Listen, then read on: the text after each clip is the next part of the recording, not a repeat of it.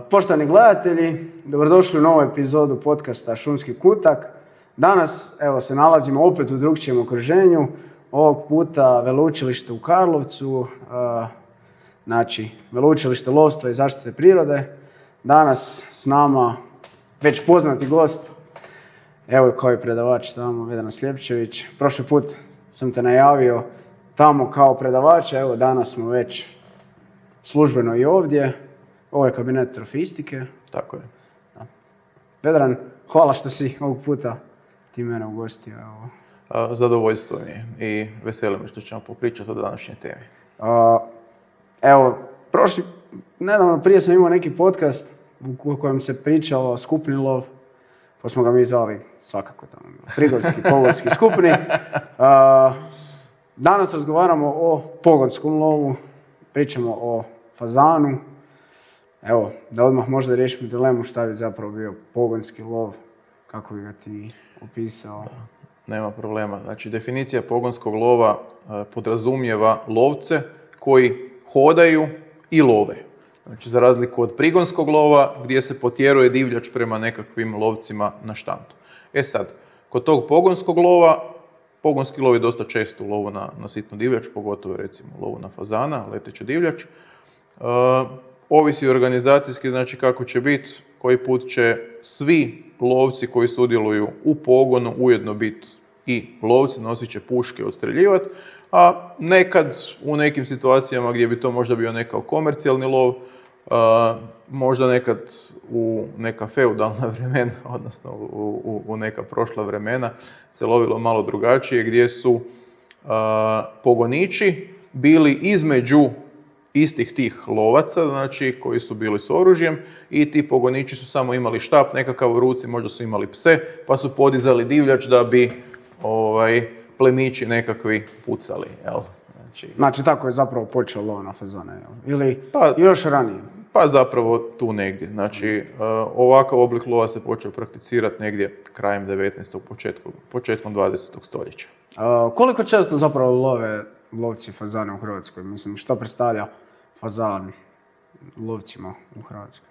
Pa evo, ja mogu odgovoriti protupitanjem s obzirom na to da si ti iz jednog gorskog kraja, gorskog lovišta, pa te mogu pitati koliko vi često lovite fazane. Ne lovim. Znači, to jako ovisi od staništa. Znači, fazan je divljač koja obitava u pravilu do nekih 500-600 metara nadmorske visine. Što bliže nekakvoj nuli, to je za njega bolje ili možda blago brežuljkasto, znači 50 do 100 metara nadmorske visine. Tu ćemo ga naći i u pravilu u lovištima u tim krajevima, ukoliko se radi o lovištima koje imaju nešto polja, fazan će zapravo biti u pravilu jedna od glavnih vrsta sitne divljači u tom kraju. Samim time će i značaj lova na fazana biti veći. Da, a kad lovimo fazana, rekli smo, definirali smo i pogonski lov, koliko zapravo ljudi sudjeluju samo, odnosno ne ljudi, lovci, i sudjeluju samo lovci ili još netko sudjeluje u tom lovu, odnosno mislim na pse, naravno. Da. Pa u pravilu, znači, ovisi, jako ovisi od lovišta do lovišta, interesa pojedinih lovaca, razini truda uloženog u sitnu divljač, znači to jako varira. Čak i u nekim situacijama imamo idealna staništa koja doslovno vape za uzgojem fazana, ali ljudi ga nažalost zapuste. Ali svejedno, ajmo reći u nekim super slučajevima, znači gdje se ljudi daju truda, fazan stvarno predstavlja jednu jako bitnu vrstu divljači koju ljudi se stvarno trude uzgajati, regulirati brojnost predatora, obavljati prihranu, po potrebi naravno ispuštati fazane i stvarno to je vrsta koja jako zahvalno prihvaća takvu njegu.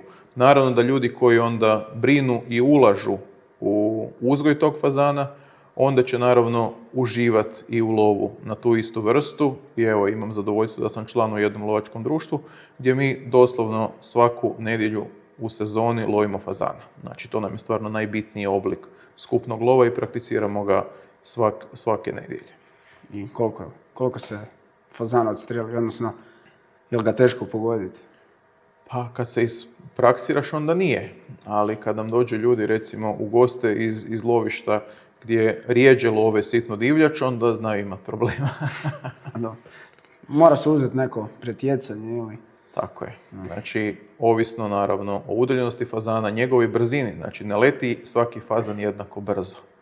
I onda, znači, sukladno tome moraš uračunati pretjecanje. U pravilu što je dalje i što je brži, pretjecanje mora biti veće. Ljudi obično to malo potegnu, pa onda kao, pa pucao sam ispred njega kako nije pao. U pravilu na nekim udaljenostima, u pravilu ćemo fazana pucati do nekih 35, maksimalno 40 metara udaljenosti. Tad ga već pretječemo za jedno 2 do 3 duljine njegovog tijela. Znači, to ti je, govorimo od vrha kljuna do vrha repa. Skoro metar. Tako je. Znači, i onda ga stvarno moraš jako, jako prestizat i stvarno nekako potegneš to i pukneš suludo ispred njega i on nekim čudom padne. Znači, da si to, baš si to odradio. Da. U pravilu ga pucamo na manjim udaljenostima, znači 20 do 30 metara gdje je pretjecanje manje. Što se tiče, znači, pušaka koje se koriste za lov fazana kao i streljivo, sačma. Znači, naravno, za lov fazana koristimo puške s glatkim cijevima, znači sačmarice, obično u kalibrima, znači od 20 do 12. Što se tiče promjera sačme, zakonodavac je propisao od 2,5 do 3,5 mm. Iz iskustva mogu reći da je puno ljepše biti bliže ovih 2,5. Pogotovo kad imaš situacije, znači, za pucanje na 20 do 30 metara. S vremenom si svaki lovac nađe streljivo koje najviše voli njegova puška, ali tu negdje od 2,5 do 3 mm je stvarno nekakva zlatna sredina promjera sačme za fazana. Znači, ti koristiš 2,5? 2,5-2,7 tu negdje. Znači, u olovu, u čeliku nešto više. U čeliku bliže 3,1. Ali sad sve više čelike. Pa da, fokusiramo s tim. Kad pričamo, znači, samo o tom pogonskom lovu, ne znam, čini se kao da je zapravo to podosta sigurno, jel? Ako svi hodamo u istoj liniji, ali ne hodamo uvijek svi u istoj liniji, jel da? Da. Kako se zapravo sama ta pravila određuju i šta s onima koji malo uzmu sebi pretjecanje tako da bi možda bili prvi pri pucanju na fazane? Ovako, prva stvar, znači, pogonski lov je osmišljen idejno za lov na otvorenim terenima. Znači, gdje je moguće održati preglednost. Fazan sam po sebi je poljska koka, obitava na otvorenim terenima, ali treba napomenuti da je on najšumskija od svih poljskih koka. I ako na terenu imate nekakvih gustiša, većina fazana će biti u tim gustišima. I vi nastojite držati liniju, ako imate 20-30 lovaca u lovu, oni bi trebali biti u nekoj manje više idealnoj liniji, ali kad izgubite vizualni kontakt s kolegama, onda je stvarno teško držati tu neku strogu liniju i naravno tu uvijek treba imati određenu toleranciju. Znači, ako lijevo krilo malo zaostane i to, pogotovo ljudi koji prolaze kroz teži teren, prolazit će sporije, ovi koji prolaze kroz lakši teren, kojima je možda samo visoka trava, oni će normalnim hodom, tako da svako toliko nekakav voditelj lova, odnosno lovnik, će to izregulirati pa će reći lijevo krilo malo uspori, desno krilo ubrza i tako dalje, da se ta linija koliko toliko drži, čisto radi sigurnosti. Ali sigurno, uglavnom. Evo, pardon što te prekidam pri toj mislim, ali si imao neki slučaj da se možda desilo neka nezgoda? Nikad, znači, u lovu na fazana nijedno mi se nije dogodilo da mi je zujala sačma oko uši. Znači, tu i tamo možeš čut po lišću, znači da zašuška neka sačma, ali u čemu je fora? Znači, fazan je ptica. Ptica koja kad, znači, pred čovjekom ili pred psom se diže, u pravilu polijeće relativno visoko, samim time sigurnost pucanja je na nivou. Iznimka su neke situacije, doćemo vjerojatno i do tog dijela, znači kad fazani ili su u lošoj kondiciji, ili su mokri, namočeni, pa onda lete relativno nisko. Tu treba paziti. Jednostavno, radi sigurnosti, ok, super je ako se diže ispred tebe, znači onda gdje ne bi trebalo biti nikoga, onda nije problem, ali ako se diže nekako bočno prema drugim ljudima, jednostavno ga propusti i bok. Znači, da. Doći će drugi. Ali evo nisam znao ovu informaciju, ako je mokar, znači usred kišnog vremena, jel? Da. Malo pothlađen, mokar, manje se rado diže, znači teže će poletiti, jel? Ali onda kad leti, onda... Ali u pravilu, kažem, tu se obično radi i o nekim ispuštenim fazanima koji su možda u slabijoj kondiciji, poklopilo im se loše vrijeme i onda... Iz uzgoja? Da, imali smo takvih situacija.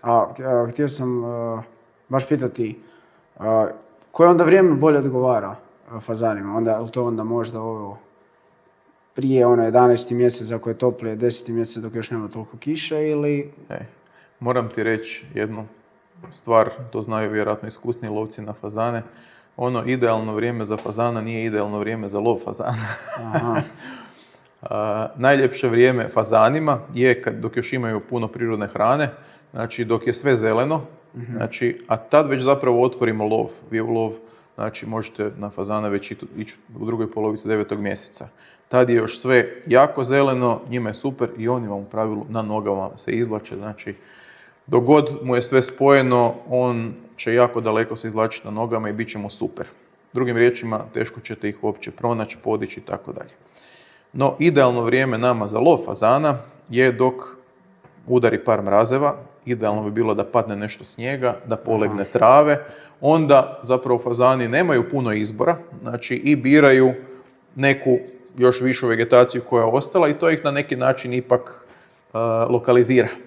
I onda zapravo već u startu ti kad pogledaš polje, znaš otprilike gdje bi oni mogli biti i oni odatle ne mogu pobjeći van, odnosno nerado će istrčati van na otvoreno, nego će odmah polijetati i onda ih puno efikasnije lovi. Tako je. A dok god je sve povezano, znači u jednu cijelinu, onda se oni na nogama mogu izvlačiti, pogotovo naravno divlji fazani. Da, dobro, ova godina nešto je zelenija, duže zelenije malo. Bar to meni tako nije. Imali smo mraz prije 1-2 tjedna. Je, bio je, znači, to jest tamo početkom 10. mjeseca, krajem 9.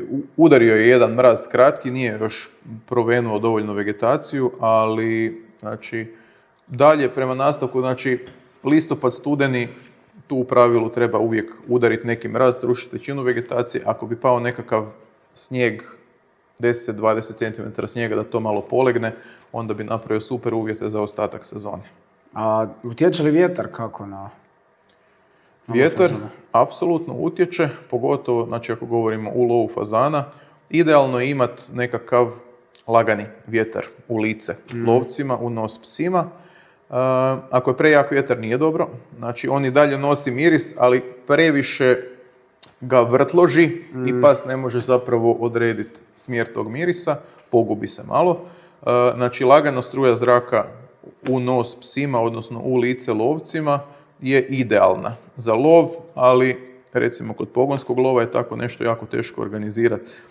Sad zamisli liniju lovaca od 20-30, imaju lijepo vjetar u lice, odjedno vjetar okrene po 90, ajmo sad svi se okrećite u stranu. Znači to baš nije izvedivo. Nastavljaš dalje i jednostavno psi će koji put dobiti fazana u nos kasnije.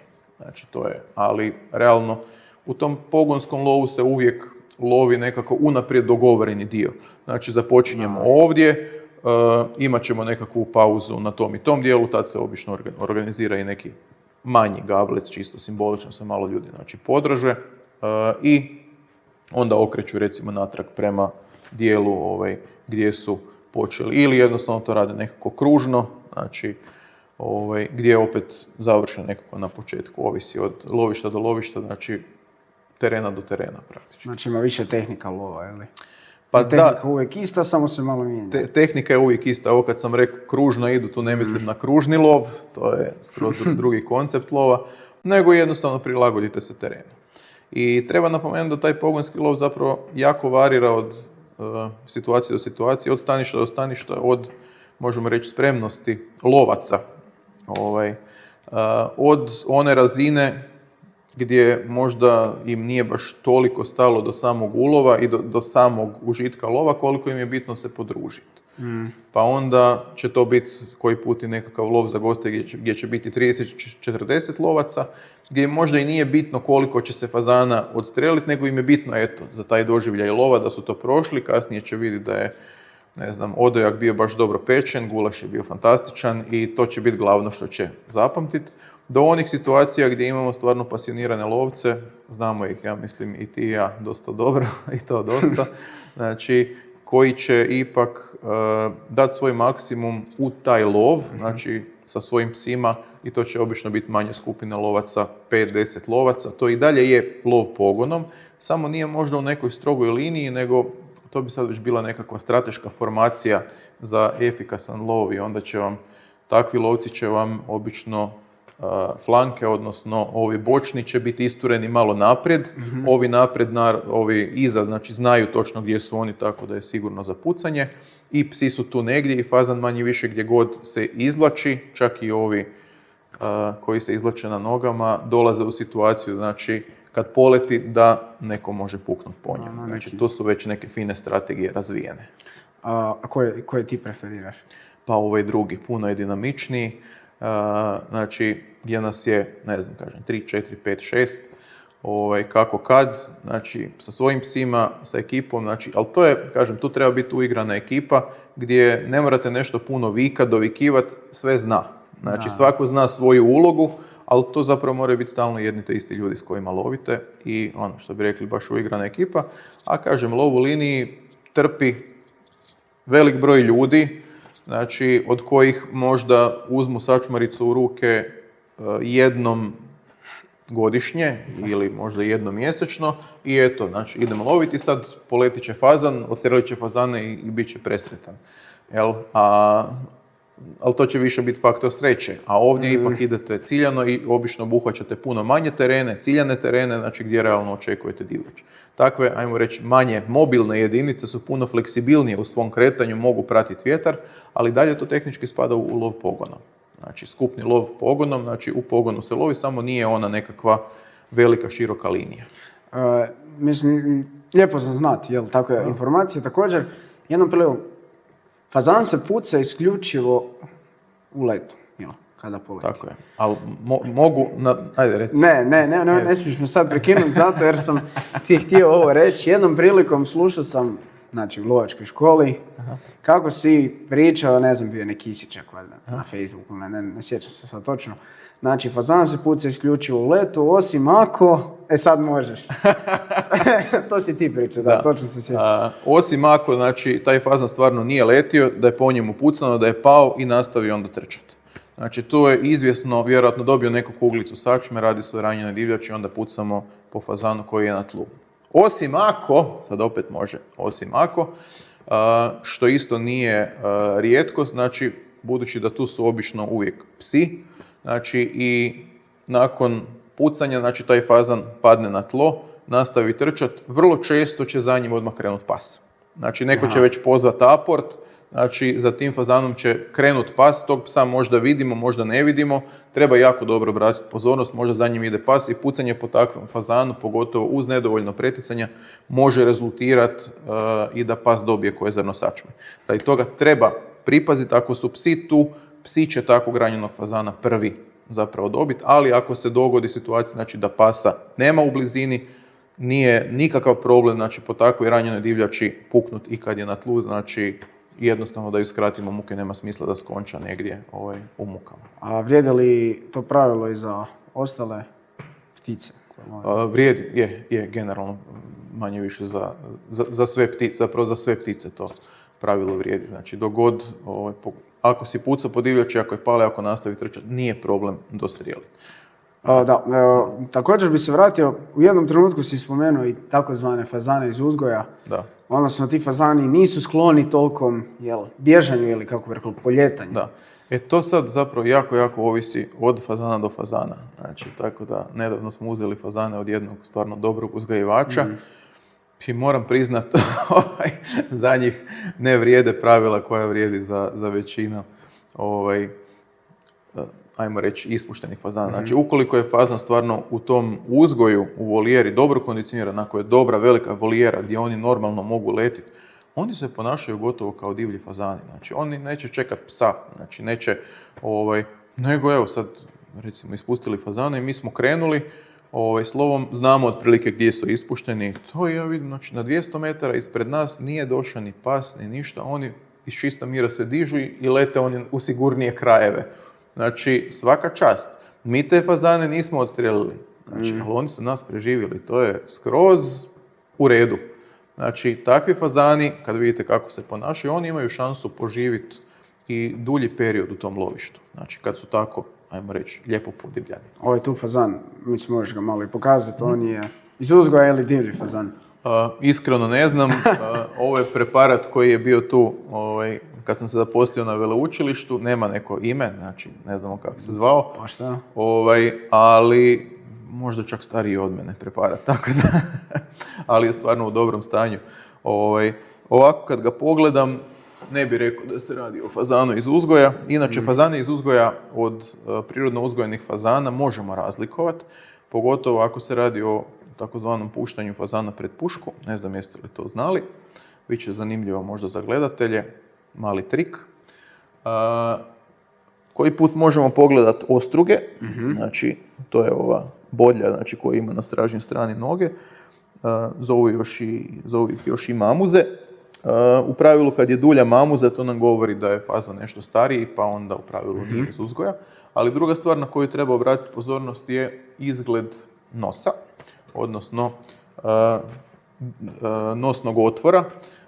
U uzgoju, znači fazani dok se drže u volijerama, na njih stavljaju takozvane naočale. Znači, one se postavljaju tako da se probije nosna pregrada i postavi se, znači, frontalno da bi smanjili nekakav kanibalizam, kljucanje i slično.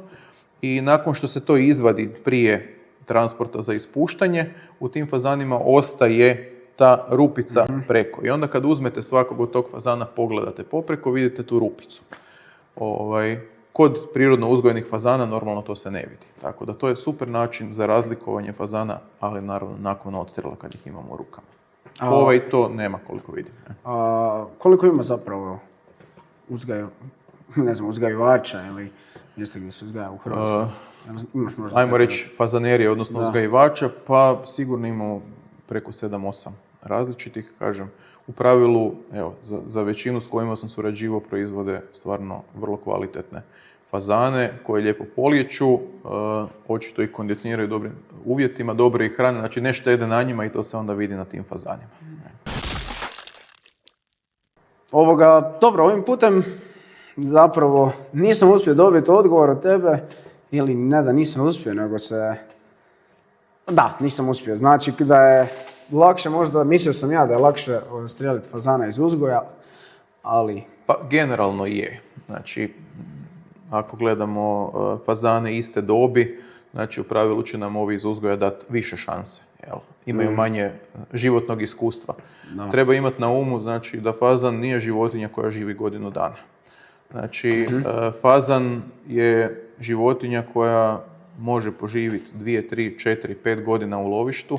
Znači, i takav fazan, znači, koji je preživio 3-4 godine, izbjegavao predatore, izbjegavao lovce, je jedna izuzetno iskusna životinja koju nije lako odstrijeliti. Pogotovo klasičnim pogonskim lovom.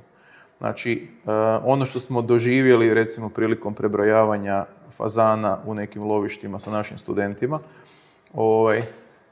a to je, recimo, prilikom prebrojavanja smo postavljali brojače, kolega je postavljao brojače, a mi smo išli u nekakav, hajmo reći tehnički reći, prigon s ciljem podizanja tih fazana. Znači nismo ih lovili, samo smo ih brojali.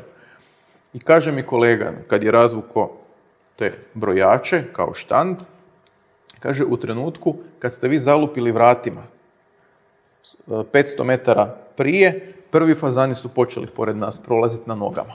Znači, to su obično te starije, iskusnije jedinke koje, pogotovo nakon nekakve lovne sezone, itekako dobro znaju što im se sprema. Znači, i to su životinje koje mi jako rijetko vidimo.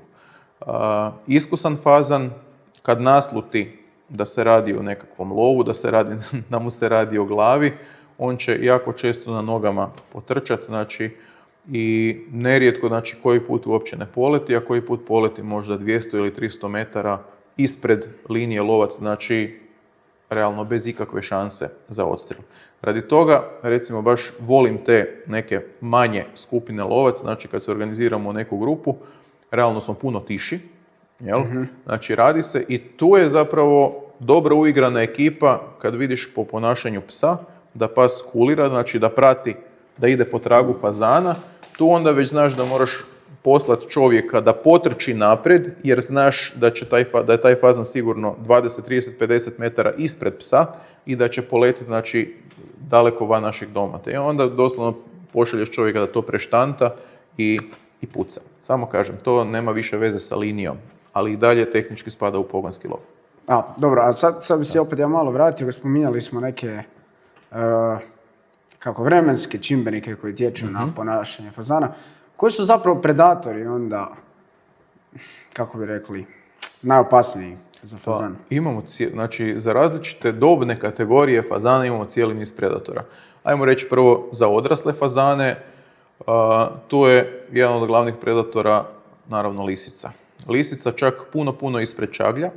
Znači, čaglja uvijek svi spominju kao vječnog negativca, no lisica je puno veći specijalist za lov fazana, zato jer lovi iz zasjede. Čagalj više lovi potjerom, pa onda, realno, ako fazana potjeraš, on odleti i bok. Lisica je lovac iz zasjede i ona će ih dosta često uloviti iz zasjede. Isto tako, znači, i fazane, i koke, i piliće, tu je dosta ozbiljan predator. Imamo, naravno, i ptice grabljivice, tu je primarno jastreb kokošar, je predator broj 1. Negdje ga ima više, negdje manje, znači, ali evo, od pernatih predatora on bi bio glavni. Oportunistički škanjac će možda loviti neke piliće, ali to je rijeđe. Drugi, zapravo, dio predatora jako bitan, znači nimalo manje bitan dio predatora su predatori koji love gnijezda, odnosno skupljaju jaja, jedu jaja. Takvih imamo zapravo puno više. Tu su vam, recimo, jako često kuna bijelica, imate jazavca, vrana, znači ne bi čovjeku palo na pamet, ali vrana šojka kad skuži gnijezdo fazana, dođe, iskljuje jaja, znači gotovo. Pa sve do nekih predatora koji ljudima zapravo ne padaju previše na pamet, recimo tvor ili čak jež. Znači jež kad dođe do gnijezda isto će raščeprkati. I to su, recimo, vrste, pogotovo, recimo, ljudi jazavca jako često ignoriraju i velik broj lovaca koje poznajem, znači kad vide jazavca, da, vidio sam jazu, kao, da, super, vidio si jazu, ali kad ja vidim 10 jazi u nekom noćnom izlasku, to je malo previše. Pogotovo imajući na umu da obilaze polje svaku večer, kroz topli dio godine, znači u proljeće kad se fazani gnjezde, jako puno gnjezda strada, recimo, od jazavaca, ali isto tako i od kuna bijelice. Tako da, to je itekako bitan faktor. Znači, lisica Za odrasle primarno, znači, lisica, recimo, nije toliko problematična za jaja, ali ovi, znači, mustelidi, znači životinjske porodice kuna su dosta problematični za gnijezde. Evo, htio bih da se malo dotaknemo i nekih pitanja za neki početak kraja, jel? Je li se zapravo pogonski lov na fazana mijenjao kroz godine? Odnosno, evo, spomenuli smo na samom početku. To su bili uglavnom neki plemići, koji su lovili. Možda ne plemići, nego, ajmo reći, imućni funkcioneri. Okay. Plemstvo je ipak malo prije, tako reći, izumrlo, ali, znači, nekakva vlastela, znači, ljudi koji su imali više novca i onda ovo su imućni bili, ljudi, ukratko. Da. A danas ipak to nije danas zapravo je lov na fazana naravno dostupan apsolutno svima koji se žele baviti takvim lovom, dostupan je naravno i komercijalni lov na fazana. Pojedini lovovlaštenici čak to i organiziraju za goste, znači pa se može platiti sudjelovanje u lovu, može se, platiti odstrel određenog broja fazana, tu su dosta otvoreni. Znači, koncept lova generalno se nije promijenio. Napomenut ću samo jednu stvar, evo, bit će vjerojatno ljudima interesantno s obzirom na to da je sezona lova fazana u punom jeku, pa napomenut neka opća pravila kojih su se inače ljudi držali, da to ne preskočimo. Prije, znači, dok se stvarno do toga jako vodilo računa, recimo, prije je lovac u pravilu pucao isključivo na fazane koji se nalaze ispred njega i lijevo od njega. Aha. Znači, ne pucaš desno, taj desno je od lovca koji je pored tebe, koji puca, to je njemu lijevo. To je njemu lijevo. Znači, taj dio može isto zapravo varirati ako su lovci razmaknuti unutar dometa sačme, znači nekakvih 35 metara. Ako su više razmaknuti, onda nekako dogovorno mogu pucati praktički na istu divljač. Jel? Znači, u pravilu će pucati onaj kojem je bliže. Tako da nije 100% pravilo. No treba voditi računa o jednoj dosta bitnoj stvari, a to je što se događa s divljači koja leti iznad nas. To nije problematično, znači ako je točno iza tebe pucat, nije problematično, ali ako ide iza tebe, šta onda? Načelno, iza tebe je siguran smjer za pucanje, isto kao što je ispred tebe. Ali, ako u liniji imaš 20 ili 30 lovaca i ti pucaš na divljač iza sebe i ta divljač padne, pogodiš ju, sad onda tih 20, 30, 40 metara mora se zaustaviti lov i sad pse koji su ispred nas mi moramo vraćati natrag i sad svi moramo čekati da mi nađemo tog fazana kojeg se ti pucao iza sebe. Taj dio je malo možda nezgodan i zbog toga obično se nije pucalo na divljač koja prođe iza. Ali opet kažem, ovisi o broju lovaca, nekim dogovorima koji su bili prije lova i tako. Nije se pucalo ili se ne puca? Ovisi kako kažu. Ovisi kako kažu, znači organizacijski u lovu, ali recimo nekad prije se nije pucalo na fazane koji prođu iza, jer kažem, ako se krećemo naprijed, sad nećemo se vraćati natrag. Možda još jedno pitanje, evo, koje bi isto možda moglo biti zanimljivo gledaocima ove emisije. Kada fazan leti i kada dva lovca puknu, ajmo tako reći u isto vrijeme, fazan padne. Da. U pravilu, fazan pripada onom lovcu koji je pucao zadnji. Evo. Sad, znači, tu isto postoje varijacije na temu, znači, ako je ovaj prvi pogodio i fazan je pokazao pogodak, a ovaj drugi možda nije ni pogodio, samo mu je opalila puška, ili je pucao možda 2-3 sekunde poslije, to je onako malo čudna situacija, složit ćeš se, jel? Da, znači, zato sam i pitao, ne, da. Da, ali tehnički bi se moglo tretirati kao da je ovaj drugi pogodio jer je zadnji pucao, znači to, ali načelno trebale bi stvari biti jasne. Tako da u pravilu onaj drugi koji puca, tehnički, znači odnosno onaj zadnji koji puca i divljač padne, smatra se da je taj pogodio. Pardon što te prekidam, jesi imao možda neku situaciju da je došlo do svađe zbog tog pucanja u slično vrijeme? Vidio sam i doživio sam svašta u lovu, ali mogu reći odmah i tvojim gledateljima najbolji i najljepši recept za rješavanje svake svađe. Znači, pucao si na fazana, smatraš da si ga odstrelio, dođe ti lovac i sa nekom pričom, jesi vidio kako sam ga pogodio, bravo kolega, čestitam, evo, izvoli tvoj fazan. Znači, ti, ako si pucao na fazana, ti realno znaš da si ga pogodio. Ali nećeš si dozvoliti situaciju da budeš manje čovjek i manje lovac zbog fazana.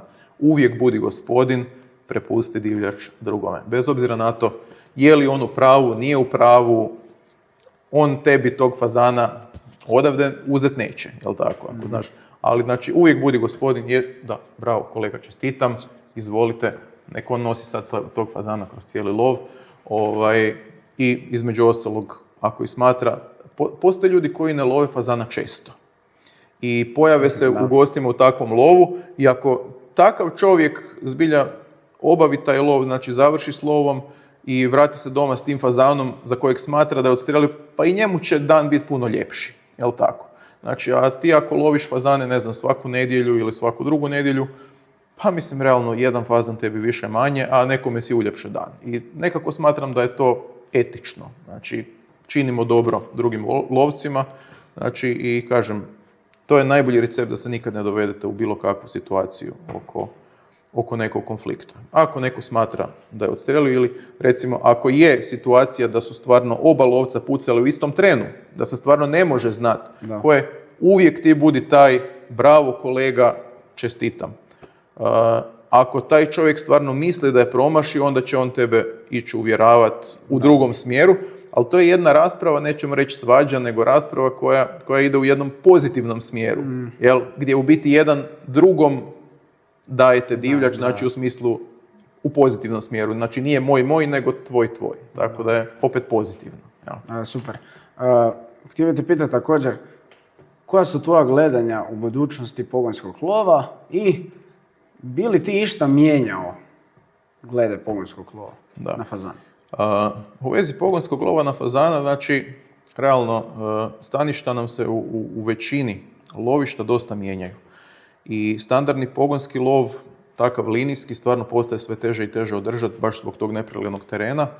Tako da možda je taj baš klasični gdje se, ono što bi rekli, držimo za ruke i idemo kroz polje, možda nije baš najefikasniji način lova.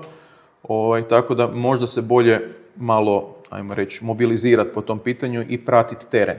Evo, to je nešto što je bilo interesantno. I treba napomenuti, recimo, nismo puno popričali oko pasmina koje se koriste. Znači, za klasični pogonski lov su idealna skupina pasa su dizači divljači. Znači, psi koji ne idu daleko, ali temeljito pretražuju teren ispred lovaca. I kad nalete na divljač, onda ju na brzinu potjeraju, recimo prepeličar. Znači, potjera fazana u let i lovac puca tu negdje na 20-30 metara. To je super za takav oblik lova. No, postoje ljudi koji imaju ptičare, bilo njemački kratkodlaki, oštrodlaki ptičar, engleski setter, pointer, znači psi koji su u biti sami po sebi dosta dulji i fermači. Takvi psi vam, recimo, za klasični pogonski lov, takav linijski, nisu baš naročito, neću reći poželjni, nego u problemu su. Zbog čega? Zato jer jednostavno nagonski ih vuče, pretražuju puno širi teren. Ako su dobri psi, neće podizati divljač, ali će stati u fermu. I sad zamisli, imao sam takve situacije dosta puta. Držimo se strogo linije, moja kuja radi brza, znači to pretraži teren na 100-150 metara, dobije fazana u nos i stane. A mi u liniji idemo i sad neko odstreli fazana i sad tu psi traže za aport i to. Ja stojim i gledam tamo svoju kuju na 150 metara, znači 10-15 minuta ona stoji strpljivo, znači u fermi već se lagano trese, gazda pucam, jel? Znači, i dok se mi dovučemo do nje, već je pas premoren. Tako da, recimo, za dulje pse, to bi bilo puno naglašenije još kod engleskog setera, koji su još dulji. Fantastični psi, ali recimo za takav lov su baš problematični. Tako da, za šljuke se često koriste. Tako je, ali kako šljuku lovimo? Šumi. Znači u pravilu lovimo potražite sa psima. Tražimo je. Da. Znači nemamo nekakav linijski lov, nego u biti ideš za psom. A najčešće pojedinačni ili u dvoje. Tako je. I uz lagano kad pa stane trčite praktički. Upravo tako. Znači to je lov u tenisicama, takozvani. Znači, te stvari bi promijenio, jel? Pa mislim treba se prilagoditi, jel? Znači pratiti teren i između ostalog lovišta se mijenjaju, staništa se mijenjaju, tako da jednostavno ako si lovio na taj način prije 20-30 godina, u nekom trenutku trebaš shvatiti da možda to više nije najbolji način za loviti, jer ljudi primjećuju, recimo, i dalje imate jako, jako puno fazana, a ne realizirate odstrel, onda nešto konkretno treba promijeniti, jel? Ili bolje pse, ili način lova, znači jednostavno treba se malo igrati s tim, razmišljati. I evo, jedno pitanje za kraj. Ljudi koji nikad, odnosno lovci koji nikad nisu bili u pogonskom lovu, vrijedi li ga doživjeti, da ili ne, i zašto? Te možda neka tvoja osobna iskustva, već neke preporuke lovcima koji nisu sudjelovali u istom. Apsolutno vrijedi. Znači, svaki lov, ti si već lovio na dosta različitih terena, čak i u dosta različitih država, dosta različitih vrsta divljači i to je jako lijepo. Znači, i realno u Hrvatskoj imamo dosta različitih vrsta divljači za lov, treba isprobati apsolutno svaki način lova. Neki će ti sjest malo bolje, neki malo lošije, ali realno o njemu ne znaš ništa dok ga nisi isprobao. Svakako. Znači, treba isprobati i pogonski lov, znači i lov prigodom na divlje svinje, znači sve, apsolutno svaki lov treba isprobati. Što se tiče lova na sitnu divljač, da, uvijek po mogućnosti uz prijatelja koji ima psa, znači tako da odmah imaš iz animaciju, znači da ne dođeš sad onako bez ikakve veze, samo da hodaš u nekakvoj liniji, čekaš da ti se pojavi nekakav fazan. Puno je zanimljivije, znači kad pratiš rad psa, kad po signalima psa vidiš da bi divljač mogla biti u blizini, taj lov ti je onda zapravo napet, koliko traje recimo jedno do podne, obično od početka do kraja je nekakva akcija. Jel? I kažem, svakako ohrabrujem ljude da dođu, pa makar u goste negdje, znači da probaju, Možda im se svidi i možda se zaraze, recimo, lovom na fazana. Meni je to osobno, evo, jedan stvarno od najljepših lovova. Znači, ako te pitam, skupni lov na divlje svinje ili pogonski lov na fazana, ti ćeš reći? 10 puta prije ću doći u lov na fazana. Pošteno. Žao mi je. To bi bilo sve što sam htio čuti od tebe. Imaš li ti što za dodati? Pa ništa, kažem, evo, pa pozvao bi lovce, evo, stvarno da daju šansu tom lovu, znači da malo razmisle, da oni koji imaju priliku da se posvete uzgoju fazana, znači osim samog lova predatora, negdje ljudi čak i rade uređenje staništa, znači vjerovali ili ne, siju grmove u nekim staništima jer je previše obrađeno sve i naravno ta zimska prihrana fazana izuzetno bitna, znači da bi bili u što je boljoj kondiciji i da bi populacija opstala. Eto. Vedran, puno hvala, evo, još jednom. Hvala tebi. Nadam se da ti je ovo bilo jednako dobro ili bolje iskustvo nego prvi puta. Pa mislim da je sve bolje i bolje. Jel da? Znači, onda ćemo se dogovoriti za treći put. Odmah dogovorimo sve. Da. A vama, poštovani gledatelji, hvala što ste bili u još jednoj emisiji s nama. Ukoliko vam se epizoda svidjela, preplatite se na naš kanal, lajkajte, komentirajte i ostanite s nama za još sadržaja. To je bilo to. Super.